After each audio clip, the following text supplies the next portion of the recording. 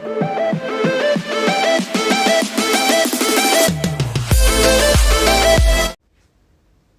Hello guys, welcome back to our channel. तो यार last class में हमने वेक्टर्स का लेक्चर नंबर 1 कंप्लीट किया था, जिसके अंदर हमने क्या जाना था कि एक वेक्टर होता क्या है। सही कह रहा हूँ मैं, है ना। हमने जाना था क्या कि एक वेक्टर क्या होता है। देखो मैंने आपको बताया था वेक्टर होने के लिए दो चीज़ें होनी चाहिए। पहला भाई मैग्नीट्यूड होना चाहिए, है ना। दूसरा क्या होना चाहिए, डायरेक्शन होनी चाहिए। सही है, किसी भी क्वांटिटी के पास जिसके पास मैग्नीट्यूड है, जिसके पास डायरेक्शन है, तो वो एक वेक्टर क्वांटिटी हो जाएगी। सही कह रहा हूँ मैं? नहीं बेटा, बात सही है लेकिन अधूरी है। सही है। तीसरा याद है किसी को? वेरी गुड, अगर आपको याद है तो तीसरा था बेटा कि इट शुड ओबे ट्राइंगल लॉ ऑफ वेक्टर्स, है ना। मैंने आपको बताई थी ना वाली चीज़ कि भाई वो ट्राइंगल लॉ ऑफ वेक्टर्स को ओबे करना चाहिए। आ रही है मेरी बात समझ में? एक बात आप खुद सोचो कि अगर ट्राइंगल लॉ ऑफ वेक्टर्स को मान लो उसने फॉलो नहीं किया, तो मैंने आपको क्या बताया था बेटा, करंट एक ऐसी ही क्वांटिटी है जिसके पास मैग्नीट्यूड भी होता है, जिसके पास डायरेक्शन भी है, लेकिन सिंस वो ट्राइंगल लॉ ऑफ वेक्टर्स को ओबे नहीं करता, तभी तो हमने बेटा उसको वेक्टर ना बोल के क्या बोला है, स्केलर बोला हुआ है हमारे सिलेबस के अकॉर्डिंग। सही है, मेरी बात समझ में आ रही है? तो बेटा इसीलिए मैं कह रहा हूँ ये तीनों चीज़ें, है ना, तीनों कंडीशंस हैं। अगर ये तीनों कंडीशंस फुलफिल हो रही हैं तभी बेटा वेक्टर होगा, अदरवाइज वो वेक्टर नहीं होगा। आई होप आपको ये सारी चीज़ें याद होंगी, है ना। चलो, इसके बाद बेटा मैंने आपको बताया था मैग्नीट्यूड के बारे में कि मैग्नीट्यूड क्या होता है। देखो मैग्नीट्यूड कुछ भी नहीं था, मैग्नीट्यूड बेटा एक न्यूमेरिकल वैल्यू थी, है ना। जैसे मान लो मेरे पास, मुझे कहा कि वेलोसिटी दे रखी है किसी ने 5 मीटर पर सेकेंड, है ना, एंड इन डायरेक्शन नॉर्थ, है ना, नॉर्थ डायरेक्शन में वेलोसिटी दे रखी है मुझको कितनी, 5 मीटर पर सेकेंड। तो एक बात बताओ, मैंने आपको बताया था इसका जो मैग्नीट्यूड है बेटा वो 5 मीटर पर सेकेंड हो जाएगा। कौन? मैग्नीट्यूड, है ना। और नॉर्थ क्या हो जाएगा भाई? नॉर्थ हो जाएगी उसकी डायरेक्शन। डायरेक्शन कौन हो जाएगी? नॉर्थ हो जाएगी। क्लियर हो रही है ये चीज़? पक्का? अगर आपको इतनी बात समझ में आ गई तो बेटा हम आगे बढ़ जाते हैं। उसके बाद बेटा हमने बात करी थी कल की क्लास के अंदर अबाउट कि मैग्नीट्यूड को हम किस तरीके से निकाल सकते हैं। जैसे मान लो बेटा किसी ने कहा वेलोसिटी -5 मीटर पर सेकेंड दे रखी है मुझको, ठीक है। मैंने आपको बताया था बेटा जो माइनस साइन है ना, इसका मतलब ये नहीं है कि वेलोसिटी नेगेटिव है। याद रखो इस बात को, वेलोसिटी नेगेटिव नहीं है बेटा। ये जो नेगेटिव साइन है ना यहाँ पे बेटा, ये डिनोट कर रहा है किसको? डायरेक्शन को। बेटा नेगेटिव साइन या फिर आगे आगे पॉजिटिव भी लगा होता है ना बेटा, तो वो फिजिक्स के अंदर डायरेक्शन को डिनोट करता है। आ रही है मेरी बात समझ में? और ये जो 5 मीटर पर सेकेंड लिखा है भाई, यही तो मैग्नीट्यूड है। इतना तो सबको पता होगा। क्लियर है? अच्छा सर, हम कैसे निकाल लें सर मैग्नीट्यूड? देखो मैग्नीट्यूड निकालने का तरीका मैंने आपको बताया था कि आप मॉड लगा दो। बताई थी ना वाली बात मैंने आपको कि आप मॉड लगा दो तो मैग्नीट्यूड निकल के आ जाएगा। तो -5 में अगर आप मॉड लगाओगे तो 5 मीटर पर सेकेंड, तो यही तो मैंने बोला था। आ गई बात समझ में कि किस तरीके से हम मैग्नीट्यूड भी निकाल लेते हैं। बेटा अब हम स्टार्ट कर रहे हैं आज का लेक्चर, ठीक है। अच्छा बच्चे बोलेंगे सर ये ट्राइंगल लॉ ऑफ वेक्टर्स क्या होता है? बेटा हम आगे पढ़ेंगे, ठीक है, इस पर ज़्यादा लोड मत लो। जब हम पढ़ेंगे तब आपको अच्छे तरीके से समझ में आ जाएगा। आज हमारा क्या टॉपिक है? आज हमारा टॉपिक है यार कि हम कैसे, वेक्टर्स तो हमने पहचान लिए, सही है। अब कितने तरह के वेक्टर्स हो सकते हैं, है ना। आज हमारा टॉपिक क्या है? टाइप्स ऑफ वेक्टर्स को लेके, ठीक है। बहुत ही थ्योरेटिकल टॉपिक है, ठीक है। जो क्वेश्चन इस पर बन सकते हैं बेटा वो मैं आपको ज़रूर करवा दूंगा, ठीक है। उन पे आप ध्यान रखिएगा किस तरीके से उनको सॉल्व करना है। तो चलो स्टार्ट करते हैं with our topic that is types of vectors. सबसे पहले जो हमको पढ़ना दैट इज बेटा पैरेलल वेक्टर्स। देखो दुनिया की सबसे आसान चीज़ पढ़ने वाले हो आप, ज़्यादा इसके बारे में कुछ लिखना विखना नहीं है क्योंकि बहुत ज़्यादा क्वेश्चन पेपर में से नहीं आते, ठीक है। अब आप अपने आप समझ जाओगे बेटा कौन होते हैं पैरेलल वेक्टर्स भाई, जो आपस में कभी मीट नहीं करेंगे, है ना। आपने पढ़ा है ना पैरेलल लाइंस के बारे में, तो वो सब के सब बेटा क्या है, पैरेलल वेक्टर्स बन जाएंगे यहाँ पे। क्लियर है? अच्छा एक बात बताओ, मीट तो सर ये भी नहीं करेंगे, है ना, एक ये रहा और एक ये रहा, तो क्या ये भी पैरेलल वेक्टर्स हैं? नहीं बेटा, देखो पैरेलल वेक्टर्स की ना बेटा एक कंडीशन है कि डायरेक्शन क्या होनी चाहिए, सेम होनी चाहिए, तभी वो पैरेलल वेक्टर्स होंगे, अदरवाइज वो पैरेलल वेक्टर्स नहीं होंगे। तो दैट सिंपली मीन्स कि उनके बीच का एंगल कितना होना चाहिए। एक बात बताओ, इस वाले वेक्टर के बीच में, है ना, रुक जाओ लेट मी क्लीन इट, है ना। हाँ अब बताना, इस वाले वेक्टर और इस वाले वेक्टर के बीच में कितना एंगल है? सर इनके बीच में तो कोई एंगल ही नहीं है। ऑब्वियसली बेटा जब कोई एंगल नहीं है तो दैट मीन्स इनके बीच में 0 डिग्री का एंगल है। आ रही है बात समझ में? देखो एंगल कब होता, मान लो ये देखो, अब बताओ इन दोनों के बीच में कुछ थीटा एंगल है, ठीक है। इन दोनों के बीच में कितना एंगल है बेटा? इन दोनों के बीच में 180 का एंगल है। लेकिन इन दोनों के बीच में कितना एंगल है भाई? इन दोनों के बीच में कोई एंगल ही नहीं है। आ रही है मेरी बात समझ में? तो इनके बीच में एंगल कितना हो गया? 0 डिग्री हो गया।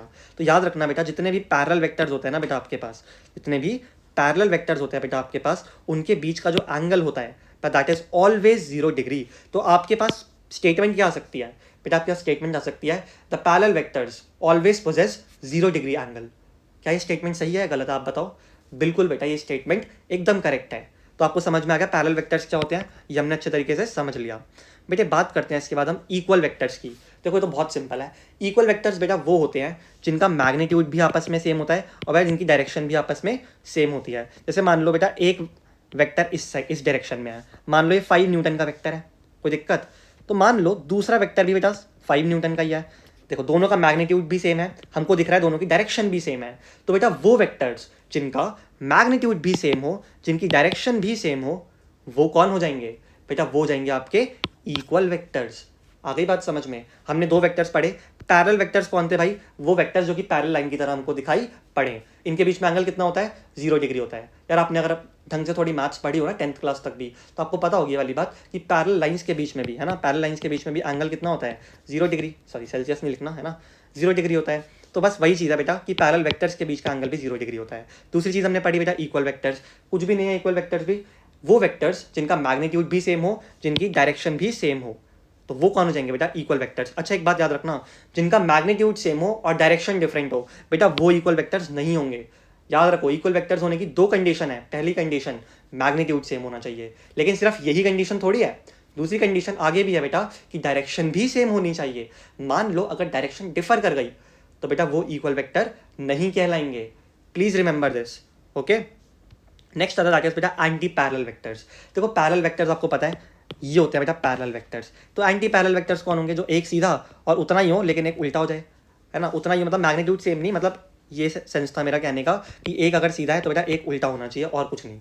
आ गई बात समझ में। तो देखो ना एक बात बताओ, इन दोनों के बीच में एंगल कितना है बेटा, इन दोनों के बीच में एंगल है 180 डिग्री। सर हमें कैसे पता इन दोनों के बीच में 180 डिग्री का एंगल है। देखो मैं आपको बताता हूँ बेटा, ये जो पॉइंट होता है ना, रे का पॉइंट होता है, इन दोनों को ना आपस में कनेक्ट कर दिया करो, ठीक है। ये पकड़ा आपने और यहाँ से इस वेक्टर का भी पकड़ लिया, ये पॉइंट अब आपस में कनेक्ट किया तो आपको क्या दिखा, कितने डिग्री का एंगल बना भाई, 180 डिग्री का एंगल बना। क्लियर हो रही है ये चीज़। तो सिंपल था। अभी एक बात बताओ मुझको, पैरेलल वेक्टर्स के बीच में एंगल कितना था, 0 डिग्री का एंगल था, है ना। और एंटी पैरेलल के बीच में एंगल कितना हो गया भैया, 180 डिग्री एंगल हो गया। क्या जरूरी है सर ये दोनों वेक्टर्स का मैग्नीट्यूड इक्वल हो, नहीं बेटा ऐसा कुछ जरूरी नहीं है। एंटी पैरेलल के अंदर जरूरी नहीं है कि दोनों का मैग्नीट्यूड भी सेम हो। सिमिलरली बेटा पैरेलल वेक्टर्स के अंदर भी ये चीज़ जरूरी थोड़ी थी। जब हमने देखा था, देखो ना मैंने इवन डायग्राम भी ऐसा ही बना रखा है बेटा आपके लिए, जिसमें हमको साफ दिख रहा है कि इन दोनों का मैग्नीट्यूड सेम नहीं है। तो याद रखो पैरेलल वेक्टर्स और एंटी पैरेलल वेक्टर्स के बीच में इट इज़ नॉट इंपॉर्टेंट कि हमारा मैग्नीट्यूड भी इक्वल हो, ठीक है। और इक्वल वेक्टर्स के लेकिन कंडीशन ही क्या थी बेटा, उसकी तो कंडीशन ही यही थी कि मैग्नीट्यूड भी सेम हो और डायरेक्शन भी सेम हो। आ रही है बात समझ में। तो बेटा हमने अभी तक क्या पढ़ा, हमने अभी तक पढ़ा बेटा 3 टाइप के वेक्टर्स। पैरेलल वेक्टर्स पढ़े हमने सबसे पहले, फिर हमने पढ़े बेटा इक्वल वेक्टर्स, और तीसरे पे हमने क्या पढ़ा बेटा, एंटी पैरेलल वेक्टर्स को। एंड आई होप आपको तीनों बेटा वेक्टर्स बहुत इजीली समझ में आ गए होंगे, क्योंकि बहुत आसान है ये चीज़, सही है बेटा। नेक्स्ट वेक्टर की हम बात करते हैं, दैट इज बेटा अपोजिट या फिर नेगेटिव वेक्टर्स, है ना। वो वेक्टर्स जो कि एक दूसरे के अपोजिट हैं। देखो याद रखना बेटा, अपोजिट का मतलब ना वो होता है जो कि एकदम ही उल्टा हो। और एकदम ही उल्टे का मतलब समझते हो बेटा कि अगर एक 5 न्यूटन आगे है ना तो फिर एक 5 न्यूटन पीछे हो। मतलब समझ रहे हो इसका मतलब सिंपल सा बेटा ये है कि मैग्नीट्यूड क्या होना चाहिए, सेम होना चाहिए ना। देखो 5 न्यूटन 5 न्यूटन, आप खुद सोचो ना, अगर मुझे जस्ट अपोजिट करना है, एकदम सेम टू सेम अपोजिट करना है, तो एटलीस्ट मैग्नीट्यूड तो इक्वल रखना पड़ेगा। अपोजिट होगा कैसे, वो डायरेक्शन से अपोजिट होगा बेटा। मान लो अगर एक साउथ में जा रहा है, ठीक है, अब आप बोलोगे भाई सर आपने ईस्ट बना दिया, चलो कोई नहीं। अगर एक ईस्ट में जा रहा है बेटा तो एक फिर वेस्ट में जाए, अगर एक नॉर्थ में जा रहा है तो फिर एक साउथ में जाए। आ रही है मेरी बात समझ में, क्या कह रहा हूँ मैं। तो यही तो मैं कह रहा हूँ कि देखो मैग्नीट्यूड सेम होना चाहिए, बिल्कुल। यहाँ पे भी मैग्नीट्यूड क्या होना चाहिए भैया, सेम होना चाहिए। अपोजिट है ना, क्योंकि एकदम उल्टे, तो एकदम उल्टे कैसे होंगे कि मैग्नीट्यूड तो सेम हो, लेकिन अगर उनको अपोजिट करना है तो बेटा उनकी डायरेक्शन क्या कर जाए, उल्टी हो जाए, डिफर कर जाए डायरेक्शन। आ गई बात समझ में, पक्का। अच्छा ये तो नहीं बोलोगे, बताओ एक 5 न्यूटन ईस्ट में है और एक 5 न्यूटन है लेकिन साउथ में, ये भी नेगेटिव वेक्टर्स हैं। चलो आप कमेंट करना बेटा, है ना, मैं आपको ज़रूर आंसर दूंगा कमेंट सेक्शन के अंदर इसका। तो देखते हैं बेटा कि कितने लोग बता पाते हैं इस चीज़ को। क्लियर है ये चीज़। चलो नेक्स्ट क्वेश्चन हम आपसे, मतलब नेक्स्ट चीज़ हम पढ़ने वाले हैं बेटा। एक चीज़ ध्यान से सुनना, नेगेटिव वेक्टर्स के बारे में। देखो अब ये वाली जो बात है ना, ये बहुत कॉन्सेप्चुअल चीज़ है, एंड मैं आपको साफ कह रहा हूँ बेटा, हर बच्चे को समझ में नहीं आएगी। तो प्लीज़ अगर आप अपना दिमाग खोल के सुनोगे ना, तो ही आप इस चीज़ को समझ पाओगे। देखो याद रखना बेटा, जब भी हम वेक्टर की नेमिंग करते हैं ना, तो नेमिंग करते हैं बेटा पॉइंट वाले एरिया से एरो वाले एरिया तक। आ रही है बात समझ में। मतलब अगर मुझे इस वेक्टर का नाम रखना है, इस वाले वेक्टर का नाम रखना है, तो मैं क्या रखूंगा, पॉइंट वाला, पॉइंट से शुरुआत करी, पॉइंट पे क्या था, ए था, एरो पे क्या है, बी है, तो ये कौन सा वेक्टर हो गया बेटा, ये हो गया ए बी वेक्टर।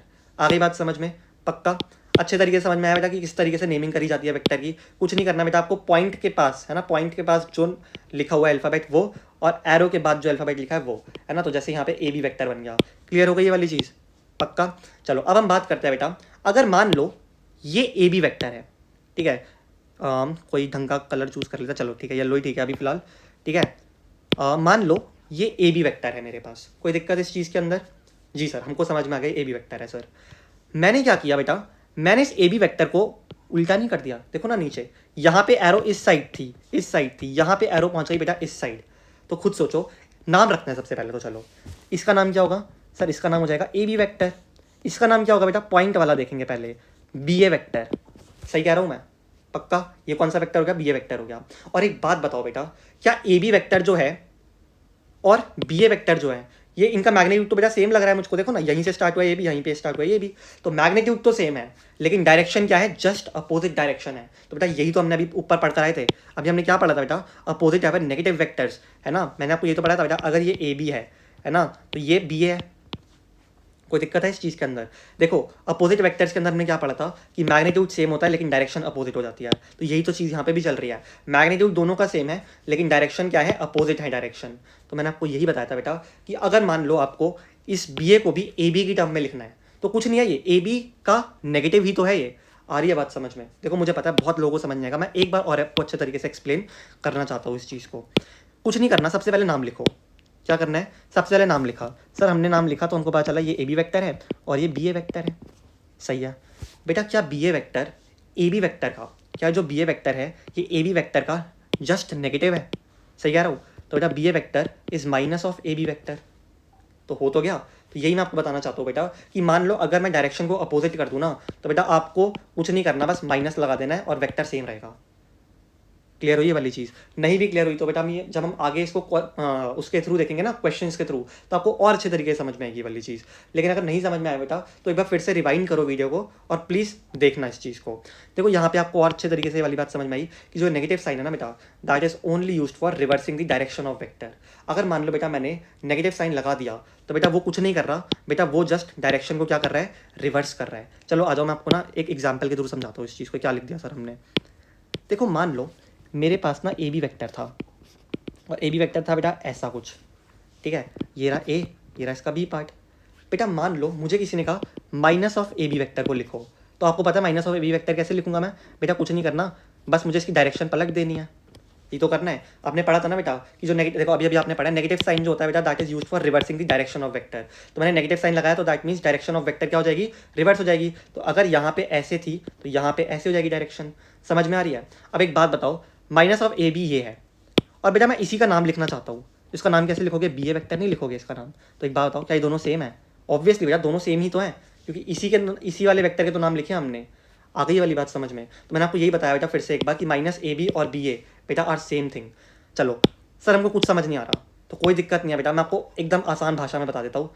याद रखना इस बात को बेटा, मान लो आपके पास किसी ने दे रखा है माइनस ए बी वेक्टर, कुछ नहीं करना बेटा, आपको इस चुपचाप माइनस साइन को हटा दो और इसको उलट के लिख दो, तो बी ए वेक्टर खत्म। अब आपको समझ में आ गई माइनस ए बी वेक्टर जो बेटा वो बी ए वेक्टर के इक्वल होने वाला है। क्लियर है चीज़? कुछ नहीं करा बेटा, हमने माइनस साइन को हटा दिया और इसको इधर करके बी को आगे लिख दिया, ए को पीछे लिख दिया। क्लियर हो गई ये वाली चीज़? पक्का इस तरीके से भी आप कर सकते हो। तो बेटा अच्छे तरीके से समझा होगा, आई होप आपने किसको, नेगेटिव वेक्टर्स को। थोड़ा सा टिपिकल था मैं मानता हूँ, ठीक है। अब एक बात बताओ, देखो एग्जाम्पल से समझ लेते हैं इन सारी चीज़ों को जिससे इजीली हमको समझ में आ जाए।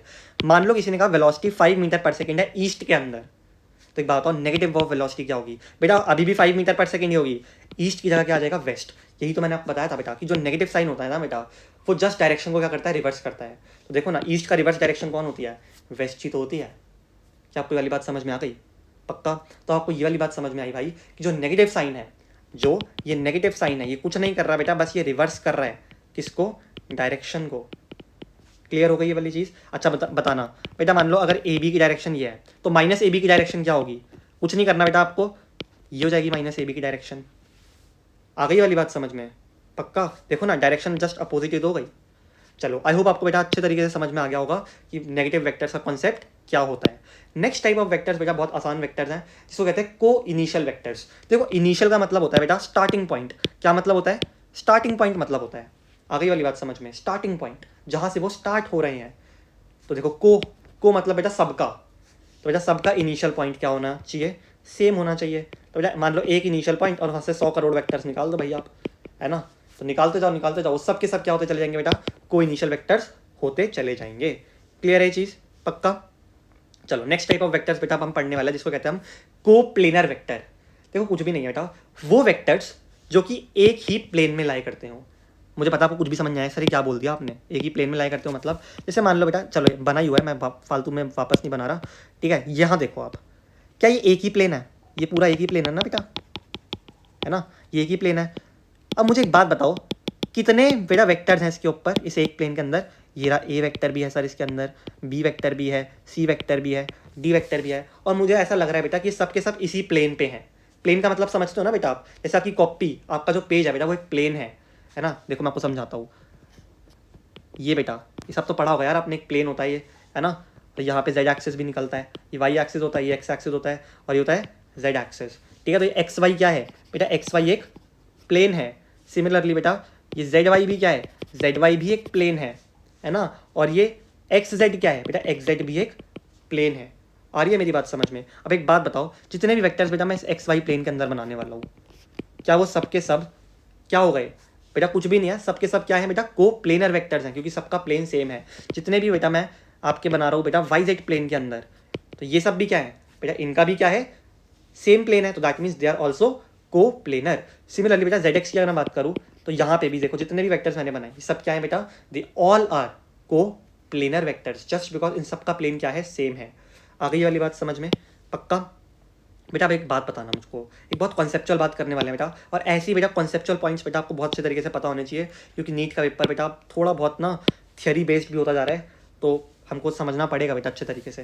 बेटा मान लो मैं दो वेक्टर्स बना दूँ, एक ऐसे बना दिया बेटा मैंने और एक ऐसे बना दिया, तो बेटा मैं आपको एक बात बताऊँ, दो वेक्टर्स हमेशा कोप्लेनर होंगे।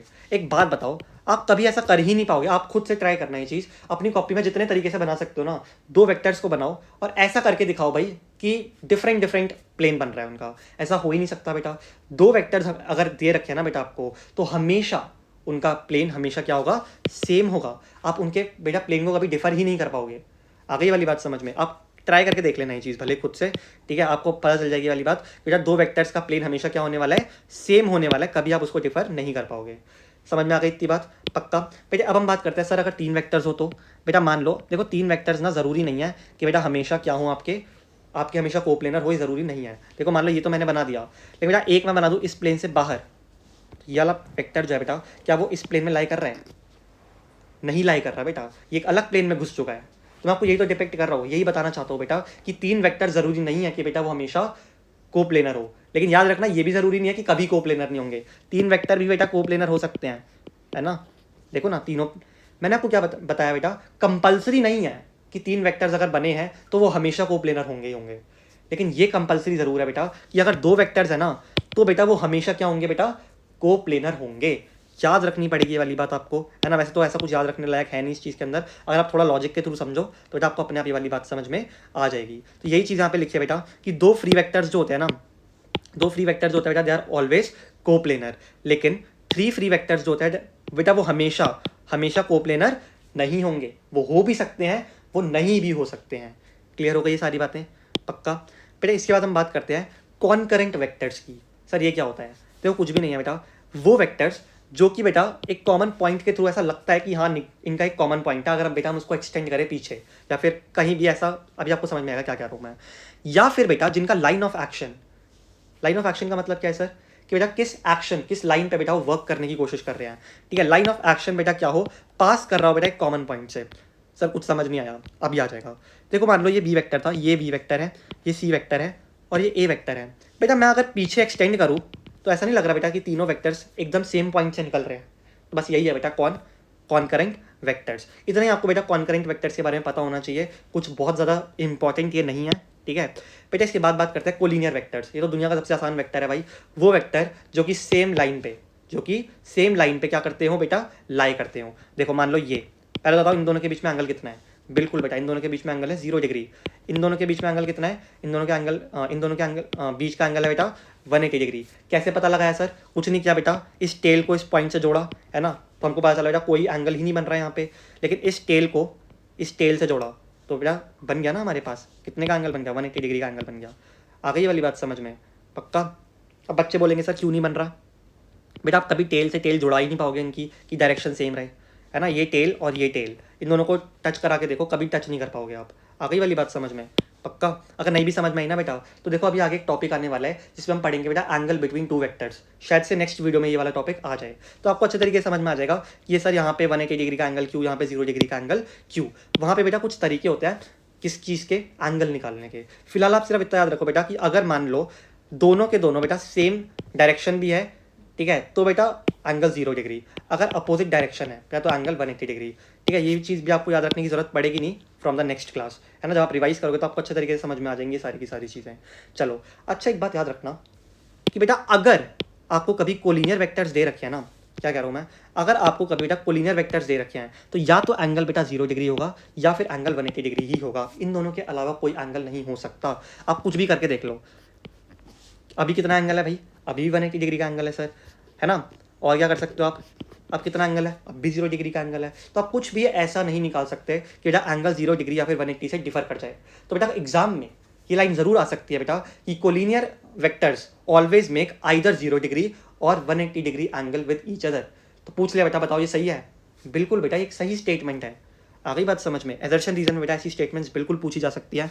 चलो इसके बाद बेटा नेक्स्ट वेक्टर हम पढ़ने वाले दैट इज जीरो वेक्टर या फिर नल वेक्टर। ठीक है, क्या बोला मैंने, जीरो वेक्टर या फिर नल वेक्टर, ये क्या होता है। देखो जीरो वेक्टर की जरूरत क्यों पड़ी हमको, मैं आपको बताता हूँ बेटा जीरो वेक्टर की जरूरत क्यों पड़ी। मान लो बेटा एक फोर्स मैंने यहाँ लगाई 5 न्यूटन की, और बेटा मैंने एक फोर्स लगा दी यहाँ पे, कितने, 5 न्यूटन की। तो एक बात बताओ, चलो आपको ना अच्छे तरीके से समझाता हूँ। मान लो बेटा एक रस्सी है मेरे पास, बेटा यहाँ से संता खींच रहा है इसको और यहाँ से बनता खींच रहा है। संता लगा रहा है बेटा 5 न्यूटन का फोर्स, बनता भी लगा रहा है बेटा 5 न्यूटन का फोर्स, कोई दिक्कत तो नहीं है इस चीज़ के अंदर। नो सर, ये रस्सी कहाँ जाएगी बताओगे। अच्छा मैंने कुछ गलत डायरेक्शन बना दिया ना, हाँ अरे कहाँ गया, हाँ आ गया। देखो डायरेक्शन थोड़ी गलत हो गई भाई, संता इधर नहीं लगाएगा, संता भैया अपनी जगह अपनी तरफ पे लगाएगा ना फोर्स, ठीक है। तो मान लो बेटा संता ने फोर्स लगा दी इधर, 5 न्यूटन की फोर्स इधर, बनता ने बेटा फोर्स लगाई इधर। तो बेटा एक बात बताओ, इनके बीच का एंगल कितना है, ये इधर ये इधर, 5 एंगल तो सर 180 डिग्री है, लेकिन हमको एंगल से मतलब नहीं है। मुझे एक बात बताओ, अगर ये 5 न्यूटन से इधर खींच रहा है, ये 5 न्यूटन से इधर खींच रहा है, तो रस्सी कहाँ जाएगी बता सकते हो आप मुझको। सर रस्सी अपनी जगह से भी नहीं हिलेगी, सही कह रहे हो, क्यों नहीं हिली भाई, इस रस्सी के ऊपर तो 5 न्यूटन का फोर्स इधर भी लग रहा है ना, और इधर इधर भी लग रहा है 5 न्यूटन का फोर्स, टोटल तो 10 न्यूटन का फोर्स लगना चाहिए था, तो 0 क्यों लगा। ओके सर, अब हम आपकी बात को थोड़ा बहुत समझ पा रहे हैं, अब हमको समझ आ रहा है सर कि ये वेक्टर्स क्या है। देखो बेटा मैं आपको समझाना क्या चाहता हूँ, वापस से सुनना इस चीज़ को। बेटा मान लो मेरे पास एक रस्सी है, यहाँ पे बेटा 5 न्यूटन का फोर्स लगा, यहाँ पे भी बेटा 5 न्यूटन का फोर्स लगा, टोटल फोर्स कितना लगा है बेटा, अगर मैं ऐड कर दूँ तो लगा 10 न्यूटन का फोर्स। तो बेटा कहीं तो खींचनी चाहिए थी ना रस्सी, लेकिन कहीं नहीं खींची, क्यों, बिकॉज बेटा वेक्टर्स के लिए इट डिपेंड्स कि बेटा जो आपका ये फोर्स है ना, जो आपका मैग्नीट्यूड है बेटा किस डायरेक्शन के अंदर लग रहा है, तभी तो रस्सी 0 हिली। 10 न्यूटन का फोर्स लगा, फिर भी रस्सी कितना हिली, 0 हिली, क्योंकि बेटा एक्चुअली 10 न्यूटन का फोर्स था ही नहीं, ये 0 न्यूटन का फोर्स है। क्यों, बिकॉज बेटा मैंने आपको अभी जस्ट बताया था, जब हमने नेगेटिव वेक्टर्स पढ़ा था ना बेटा, ये तो पता नहीं क्या हो रहा है बेटा, गायब हो गई है पूरी की पूरी स्क्रीन, कुछ दिख नहीं रहा है ना। चलो क्या करूँ अब मैं, रुक जाओ एक सेकेंड, हाँ आ गया। चलो अब बेटा मैं आपको ना यही समझाना चाहता हूँ। देखो अगर मैं इसको डिनोट करूँ ना थोड़ा मैथमेटिकली, तो बेटा एक तो फोर्स इधर लग रहा था ना 5 न्यूटन का, और एक फोर्स लग रहा था बेटा इधर 5 न्यूटन का। तो एक बात बताओ, ये फोर्स कितना है, ये तो सर 5 न्यूटन है। बेटा ये देखो ना, ये तो नेगेटिव वेक्टर हो गया इसका, हुआ या नहीं हुआ, बिल्कुल सर ये तो नेगेटिव वेक्टर हो गया इसका, तो मैं इसको लिखूंगा 5 न्यूटन। क्लियर है चीज़, क्यों हो गया सर ये नेगेटिव वेक्टर, बिकॉज बेटा डायरेक्शन चेंज हो गई, यही तो पढ़ा था ना अभी हमने ऊपर, इतनी जल्दी तो नहीं भूले होगे भाई, आई होप सो, है ना। तो यही मैं आपको समझाना चाहता हूँ। अब इनको ऐड करना ज़रा, ओके सर आ गया 0 न्यूटन, तभी तो रस्सी हिली नहीं, आइए वाली बात समझ में। तो बेटा मैंने आपको बताया था बेटा वेक्टर हुज मैग्नीट्यूड इज 0, बेटा 0 वेक्टर क्या होता है बेटा, वो जिसका मैग्नीट्यूड 0 हो। डायरेक्शन बेटा इसकी कुछ भी हो सकती है, आर्बिट्री का मतलब बेटा अननोन समथिंग बेटा, जो कि कुछ भी हो सकता है ठीक है। तो बेटा इसकी डायरेक्शन क्या होती है, आर्बिट्री होती है, कुछ भी हो सकती है इसकी डायरेक्शन। याद रखना the resultant of two opposite vectors, है ना, वो वेक्टर्स जो कि बेटा आपस में अपोजिट हैं, उनका रिजल्टेंट क्या होगा बेटा, उनका रिजल्टेंट हमेशा एक जीरो वेक्टर होगा। अब याद रखना बेटा जीरो न्यूटन ऐसे नहीं शो करके हम जीरो वेक्टर की तरह शो करते हैं इसको। क्लियर हो गई ये वाली चीज़, पक्का। देखो एक तो बेटा एफ था और एक माइनस एफ था। एफ और माइनस एफ का मतलब समझते हो बेटा आप, कि मान लो अगर ये एफ 5 न्यूटन है तो ये माइनस 5 न्यूटन हो जाएगी। क्लियर है चीज़। और आप खुद सोचो 5 माइनस 5 कितना होगा, एक जीरो वेक्टर ही तो होगा। आ गई वाली बात समझ में। देखो याद रखना जीरो बेटा and zero vector they are different. इस जीरो के पास कोई डायरेक्शन नहीं है, इसके पास बेटा डायरेक्शन है। और मैंने आपको बताया था बेटा अभी अभी कि जीरो वेक्टर के पास बेटा डायरेक्शन कुछ भी हो सकती है, ठीक है, आर्बिट्री डायरेक्शन है वो। आ गई वाली बात समझ में। अब देखो इसके बाद नेक्स्ट क्लास में बेटा हमको एक तो यूनिट वेक्टर्स पढ़ना है, ठीक है, फिर एक पढ़ना है बेटा तो हमारा एक्सियल वेक्टर्स, और उसके बाद बेटा हमको कुछ क्वेश्चंस हमको सॉल्व करने हैं, ठीक है। तो बेटा वेट करते हैं, हम नेक्स्ट क्लास में पढ़ेंगे यूनिट वेक्टर। अब थोड़ा सा बड़ा टॉपिक है यूनिट वेक्टर एंड बेटा बहुत इंपॉर्टेंट टॉपिक है। जितने भी टाइप्स ऑफ वेक्टर है ना उसमें कुछ आए ना आए बेटा, यूनिट वेक्टर पे क्वेश्चन आने के सबसे ज़्यादा चांसेस होते हैं। और आज की डेट में बेटा अगर आप प्रीवियस ईयर क्वेश्चन खोल के भी देखोगे ना तो आपको ये बात अपने आप पता चल जाएगी कि यूनिट वेक्टर के ऊपर बहुत सारे क्वेश्चन पूछे गए हैं। तो बेटा हम अच्छे तरीके से यूनिट वेक्टर को कंप्लीट करेंगे, ठीक है।